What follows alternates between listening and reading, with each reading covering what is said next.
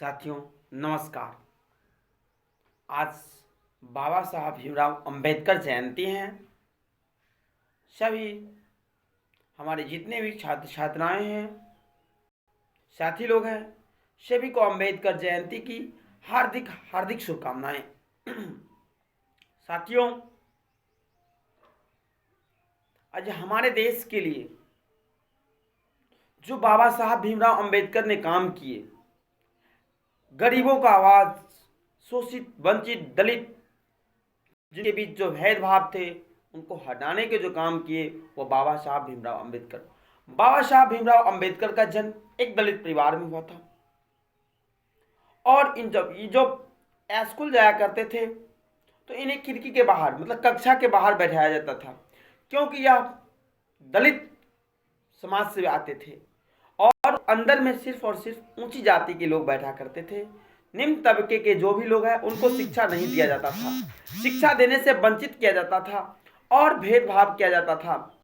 अगर मान लेते हैं विद्यालय है और उसी विद्यालय में अगर कोई ऊंची जाति का बच्चा अगर गिलास में पानी पी रहा है, उससे निम्न तबके के जो लोग हैं जिनके बच्चे हैं उनको पानी नहीं पीने दिया जाता था। ये नफरत थे। इन सब नफरतों को दूर करने का काम हमारे बाबा साहब भीमराव अंबेडकर ने किया। आज हमारे देश में एकता और अखंडता की बात करते हैं। आज हम वो बाबा साहब भीमराव अंबेडकर है जिन्होंने सबको समान अधिकार देने का काम किया, सभी को, सभी वर्ग के, सभी समुदाय के लोग को समान अधिकार दिलाने का काम किया। हमारे बाबा साहब भीमराव अंबेडकर एक मध्य प्रदेश के महू नामक स्थान पे हुआ था। उनका जन्म एक दलित परिवार में हुआ था। पापा का नाम है रामजी सकपाल और माता का नाम है भीमाबाई और 14 अप्रैल 1891 में हुआ था इनका जन्म।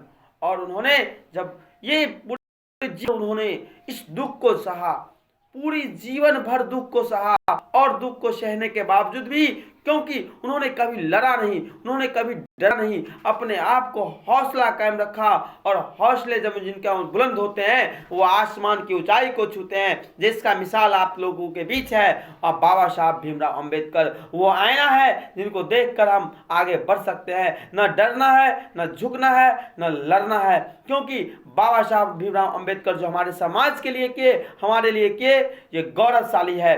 क्योंकि हमें तो अधिकार ही नहीं था पढ़ने लिखने का, हमें तो बोलने का अधिकार ही नहीं था।